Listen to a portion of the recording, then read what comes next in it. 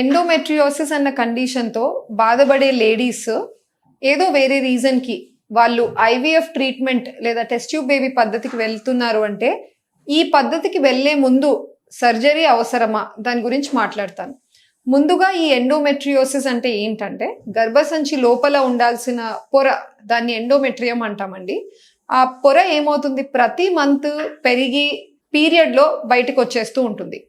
కొన్నిసార్లు ఏమవుతుందంటే ఈ పొర వెనకల్కి రిఫ్లక్స్లో ట్యూబ్స్ ద్వారా వెళ్ళి అండాశయం మీద, పక్కనే ఉన్న ఇంటెస్టైన్స్ మీద అంతా కూడా డిపాజిట్ అవుతూ ఉంటుంది. ఈ అండాశయంలో వెళ్ళి ఎప్పుడైతే ఈ పొర టిష్యూ వెళ్ళి డిపాజిట్ అవుతుందో ప్రతి మంత్ తనకి గర్భసంచి లోపల పొర పెరిగి పడిపోతున్నట్టే ఈ అండాశయంలో కూడా జరుగుతూ ఉంటుంది. కానీ గర్భసంచిలో మనకు అవుట్ఫ్లో ట్రాక్ట్ ఉంది ఆ పొర బయటికి వచ్చేయడానికి బ్లీడింగ్ ద్వారా పీరియడ్లో. కానీ అండాశయానికి ఆ ఫెసిలిటీ ఉండదు కాబట్టి అక్కడ జరుగుతున్న బ్లీడింగ్, ఆ బ్లడ్ అంతా కూడా బయటికి ఎక్కడ వెళ్ళలేక ఒకటే చోట ఆర్గనైజ్ అయిపోయి ఒక సిస్ట్ లాగా తయారవుతుంది. దాన్ని మనం ఎండోమెట్రియోమా అంటాం. సో ఈ ఎండోమెట్రియోమా ఉన్న వాళ్ళు ఐవీఎఫ్కి వెళ్ళాల్సిన పరిస్థితి వస్తే వాళ్ళకి చాలా డౌట్స్ ఉంటాయి. ఈ ఎండోమెట్రియోమా సిస్ట్ వల్ల ఆ గుడ్లు సరిగ్గా పెరగవా, వచ్చినా కూడా క్వాలిటీ ఎలా ఉంటుంది, ట్రీట్మెంట్కి ముందే ఈ సర్జరీ చేసి ఆ సిస్టమ్ తీసేసుకోవడం బెటరా? దీని గురించి డిస్కస్ చేద్దాం. నౌ 2 థింగ్స్ అండి. ఫస్ట్, మొదటిగా మేము అడిగేది ఏంటి అంటే మెయిన్లీ ఆ లేడీకి సిమ్టమ్స్ ఏమన్నా ఉన్నాయా అంటే ఈ ఎండోమెట్రియోమా వల్ల చాలా పొట్ట నొప్పి ఉండడం పీరియడ్స్ టైంలో, ఎక్కువ బ్లీడింగ్ అవుతూ ఉండడం, భర్త భార్య కలిసేటప్పుడు కూడా ఎక్కువగా పెయిన్ కంప్లైంట్స్ ఉండడం. సో ఇట్లా వాళ్ళ క్వాలిటీ ఆఫ్ లైఫ్ అఫెక్ట్ అవుతుంది అంటే డెఫినెట్లీ ఎస్, ఫస్ట్ ప్రయారిటీ మనం సర్జరీకి ఇచ్చి సర్జరీకి వెళ్ళండి అంటాం.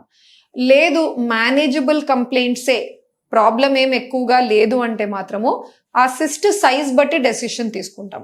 ఇప్పుడు సిస్ట్ సైజు అరౌండ్ 3 సెంటీమీటర్స్ లేదా లెస్ దెన్ 3 సెంటీమీటర్స్ ఉంది, చిన్న సిస్టే అయితే మాత్రము ఎక్కువ శాతం సర్జరీ బదులు డైరెక్ట్గా మీరు ఐవీఎఫ్ వెళ్ళి పక్కన కూర్చొని ఉన్న గుడ్లని మనం పెంచి బయటికి తీసుకోవడం బెస్ట్ అండి.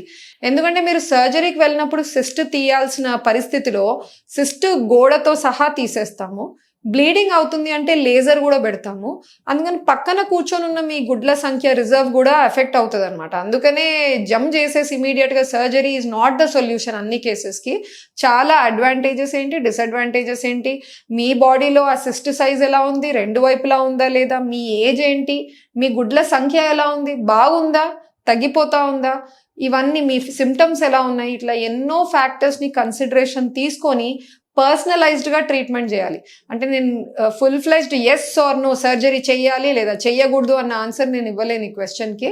సో మీ ప్రొఫైల్ ఏంటి, మీ కంప్లైంట్స్ ఏంటి, మీ ఎగ్ రిజర్వ్ బాగుందా తగ్గిపోతుందా, ఇవన్నీ రీజన్స్, ఇవన్నీ ఫ్యాక్టర్స్ కన్సిడర్ చేసి మీరు మీ క్లినిషియన్తో డిస్కస్ చేసుకొని బెస్ట్ ప్లాన్ ఆఫ్ ట్రీట్మెంట్కి రావాల్సి ఉంటుంది. సో అందరికీ సర్జరీ అవసరం అని అయితే లేదండి.